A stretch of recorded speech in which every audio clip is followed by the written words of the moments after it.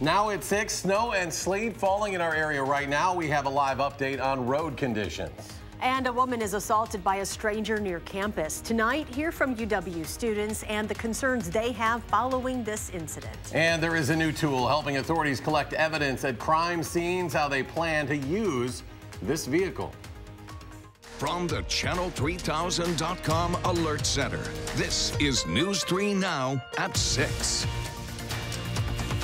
Joining us, it is sleeting in communities all across southern Wisconsin. Roads are expected to get slick tonight, so let's turn things over now to meteorologist Dave Caulfield. Dave? Some heavy sleet and freezing rain already showing up on radar across portions of southern Wisconsin. We've got numerous reports of the road conditions really deteriorating over the past 20 to 30 minutes. Right now, that heaviest snow and sleet showing up across portions of Dane and Columbia counties, and the radar is painting this as snow, but multiple reports would say otherwise, that is sleet and freezing rain. So slick roads a major concern as we head into the rest of the commute. You saw what it looked like in Madison, the WISC-TV Skycam. Visibility in Madison now down to 2 miles, 1.5 in Monroe and 3 in Janesville, so that's something we need to keep in mind. Also, we have some pretty gusty winds as this intense precipitation is coming through, about 25 to 30 miles per hour. So that could really make driving dangerous, especially over the next 2 to 3 hours or so across southern Wisconsin. As we get into later tonight, I expect that freezing rain and sleet to wrap up during the early morning hours of Wednesday. Then temperatures are getting into the low 30s with cloudy skies, but another round of mixed precipitation is on the way Wednesday night. We'll take a look at that in your first alert forecast in just a few minutes. All right, Dave, thank you. Icy or snow-covered roadways are certainly a possibility tonight. Our Keely Arthur is live to share how the evening commute is going so far. Keely? Well, a lot has changed in an hour. At 5 o'clock, things were moving pretty smoothly, but this weather is certainly impacting the commute now. We're just off the exit on Verona Road. Now, drivers have had their fair share of experience in driving in this winter weather, and they're going to have to put their skills to use once again tonight. Now, the Madison Streets Division has their 32 salt trucks and 4 sand trucks out prepping the roads ahead of what we're going to see tonight. Brian Johnson, the spokesperson, says they're hoping just for snow rather than this ice, but it's sleeting right now. Either way, go slow, give other cars and plow drivers who've been working really hard the space they need. We're going to do everything we possibly can to make these roads safe for everybody. But sometimes there's still going to be slippery spots that will develop. Especially slippery spots on some roads in Madison that the trucks can't get to. They said they're going to try to sand and salt everything, but just be extra careful, especially on residential roads, as their main focus is going to be on these main thoroughfares, at least right now. Now, the crews are also going to be working really hard to keep things up and running tomorrow ahead of the start of school. The Madison School District usually checks in with the Streets Department to see how conditions are. It's officially up to district officials on whether or not they're going to cancel school or have any late starts. So be sure to watch News 3 Now tomorrow morning to get an update on that. Back to you. Keely Arthur reporting live for us tonight along the Beltline. Keely, thank you. A Madison man is accused of sexually assaulting a woman with disabilities. Police have arrested 31-year-old Michael Neal. They say he met the woman on Tinder, a social media dating app. The woman is in her 20s. Police say she went to Neal's home on Maple Valley Drive over the weekend, thinking they were just going to hang out together. The woman ended up in a hospital due to injuries from a sexual assault. As Madison police continue to keep extra patrols in the Langdon Street area, some UW-Madison students and parents are wondering why they were not notified of a substantial battery to a student the night it happened. Our Amanda Quintana live on Langdon with more details. Amanda? Yes, well, that stranger attacked the student right here, and he beat her and dragged her down near the lake. Luckily, a witness saw and was able to call police. But a lot of the students who live around here say for more than 12 hours, they had no idea that that happened. Like, she had no idea who it was, and like he did it for like what seems like no reason. Like they had no pride, like they didn't know each other. That's like definitely really scary. Early Sunday morning, a stranger attacked a 19-year-old student walking home on Langdon Street. He substantially battered this victim and dragged her down a street towards Lake Mendota. Madison police say this horrible case is their highest priority, keeping extra patrols in the area as they search for this man. They're calling him a very dangerous person. beyond the physical injuries, the emotional trauma that she's going to have to deal with for probably quite some period of time is going to be significant. While many of the students who live here, which includes the fraternity and sorority houses, are worried campus police didn't alert them the night it happened. Kind of concerning that this stuff happens like all the time and we didn't even find out until like the next day.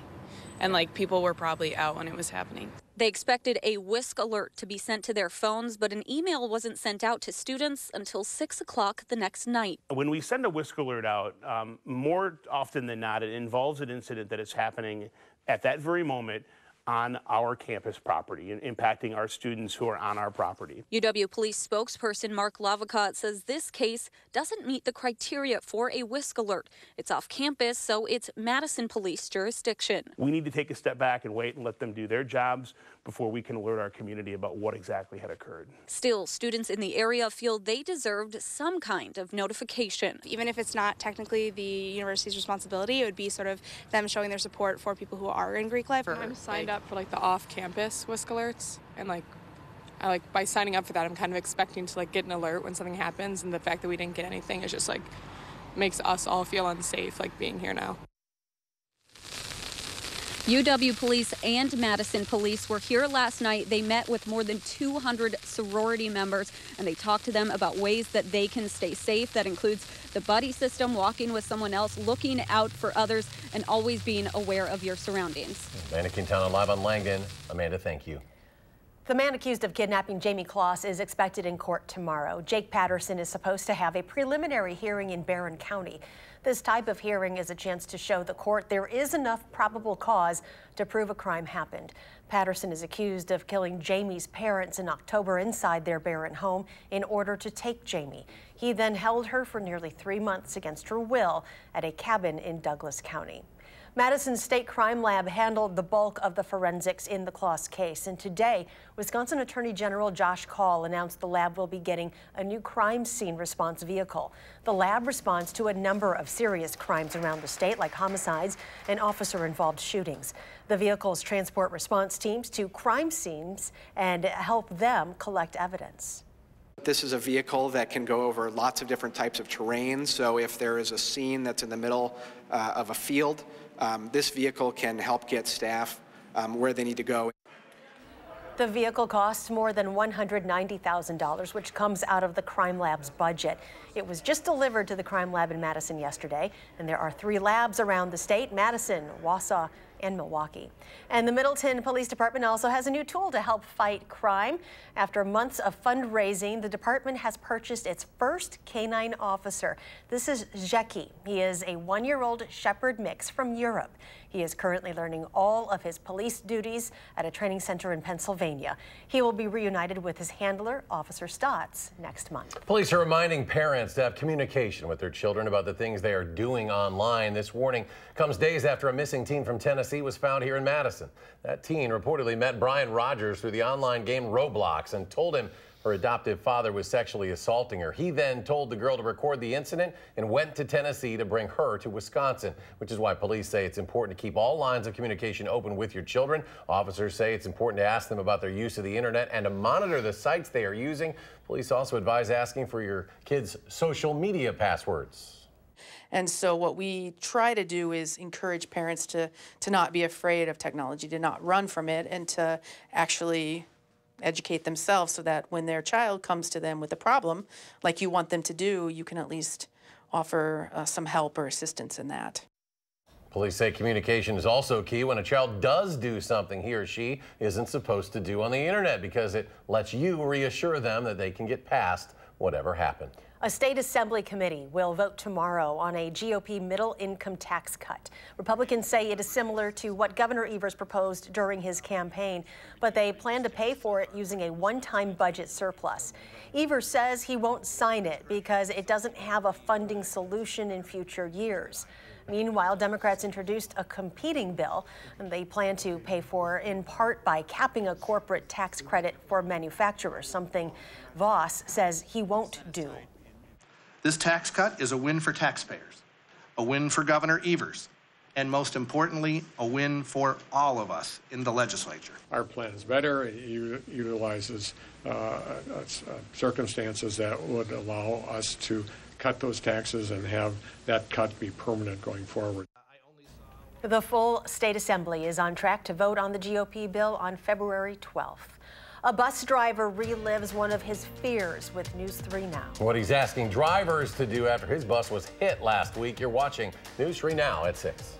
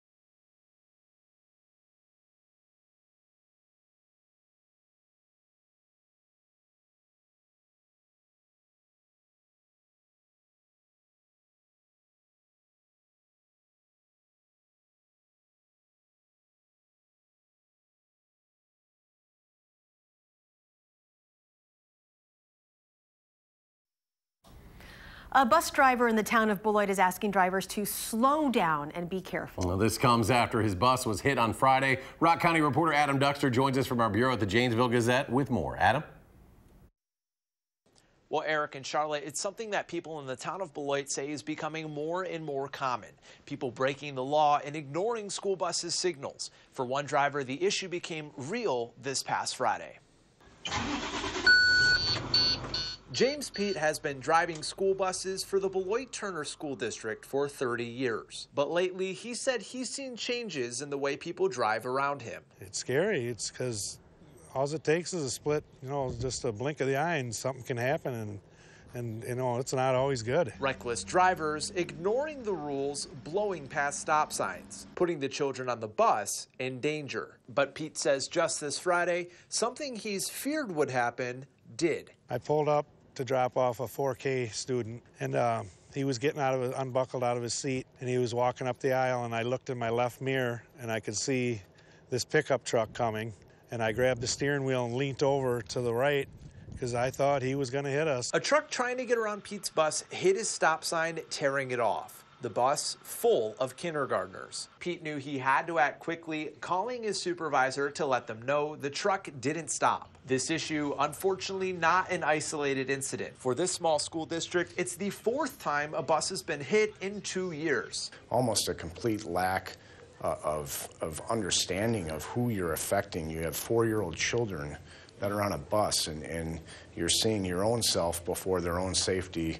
That speaks for itself, the issue that we have. Police worked in tandem with a local business who had caught the truck on surveillance camera, and over the weekend, the driver was found. Still, some question why someone would drive this recklessly to begin with. It's either ignorance to the law or just complete disregard for safety for the community. But they agree change is necessary. Something needs to happen because it's getting worse. Before it's too late. If that were your child boarding that bus. Put yourself in that parent's shoes. If that were your child and you were the parent, would you do that to your own child? And if you wouldn't do it to your own child, I don't know why you would do it to somebody else's child. And I spoke on the phone with the town of Beloit police chief today, and he told me that he feels distracted driving is the biggest root cause of this issue. And while other people feel like the fine of only a several $100s isn't enough, Chief Ron Northrup says that this is something set at the state level. All right, if you need to get work done on your car, you might have to deal with a long wait to get it into the shop. We're looking into a major shortage facing the auto industry next at 6. And we are seeing another round of winter weather move through southern Wisconsin. An update on the sleet and snow hitting our area tonight, next in our first alert forecast.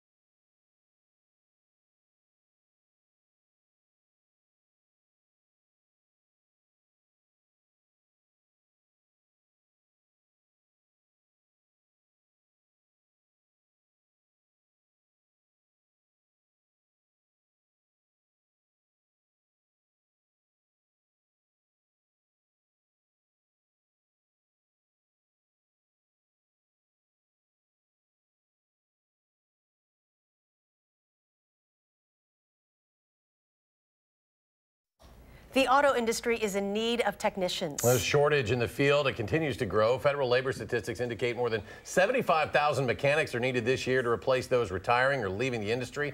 Those leading Madison College's automotive program say it's hard for the industry when schools and parents push kids to go to four-year colleges. You can come for a 1 or a 2 year program, and then after 2 years, you're out there working in the industry, making money right away, and you can only build on your income from there. There are numerous opportunities in the industry, including technicians, estimators, paint reps, parts suppliers, and sales reps for the products they use. Today is National Weather Person Day, and before we toss it over to Dave, we want to thank him and the rest of the News 3 Weather Now team for keeping us informed. Thanks for all your hard work. It's been an up and down stretch the last month or so with cold weather, snow, and we've got more winter weather out there right now. Yeah, Mother Nature definitely not celebrating in the way that we would want to celebrate today with a quiet day, but we actually have a lot to talk about, especially over the last hour. Conditions across southern Wisconsin have really deteriorated. We're looking at Doppler track now, and we could see that some moderate to heavy snow and sleet, also freezing rain showing up across southern Wisconsin. It will be interesting to see over the next couple of hours if we get any redevelopment to the south and west of where that precipitation is right now. The good news is the heaviest precipitation has moved to the north and east and actually died down a little bit, but still we are expecting some hazardous conditions for the rest of the evening commute as a part of this winter weather advisory for southern Wisconsin. Just to the south and east, an ice storm warning in effect until tomorrow morning, and just to the north we have a winter storm warning. So here's a live look in Platteville. You really can't see that much on our Queen Bee Radio Skycam because visibilities across southern Wisconsin have really come down over the past few hours. In Madison on the WISC-TV Skycam, we're at about 2 to 2.5 mile visibility. Also some gusty winds making things challenging as well. In Madison on the Edgewater Skycam, we're looking at that snow, freezing rain, a little bit of everything showing up right now on the Edgewater Skycam. 22 degrees, southeast wind at 8, so at least that wind has died down just a little bit compared to last hour. Temperatures are in the low 20s in Madison, upper 20s in Janesville, and right around 20 degrees in the Dells and Camp Douglas. Visibility, as I mentioned, 2 miles in Madison, 3 in Monroe, and in Janesville, a little bit better where that precipitation has ended across southwestern Wisconsin. We do have alert days in the forecast from tonight into Thursday for 2 rounds of mixed precipitation. One is happening right now. We'll wrap up tomorrow morning. The second one, which could provide some significant icing to southern Wisconsin, arrives late Wednesday and will go through Thursday. Then that mixed precipitation will change over to light snow early on Thursday. Tonight, icy, wintry mix coming through over the next few hours. Minor accumulations are possible for tomorrow. Highs will be in the low 30s. And I do think on future track, as we could see, we do still have the chance of seeing some more mixed precipitation overnight. And this is just updated and bringing that precipitation, or keeping that precipitation, I should say, across southern Wisconsin. For tomorrow, though, I think much of the day will actually be dry, cloudy with temperatures in the low 30s. But then that second round arrives late on Wednesday into early Thursday. Some rain, some snow, some sleet, some freezing rain, all possible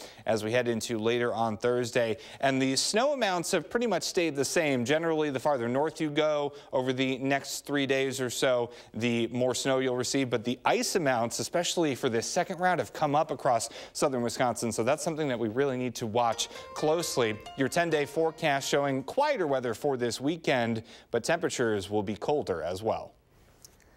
Well, 2 of the top teams in the Badger South battling the elements and the hardwood tonight. We go out live to our Prep Mania Game of the Week. That's next in sports.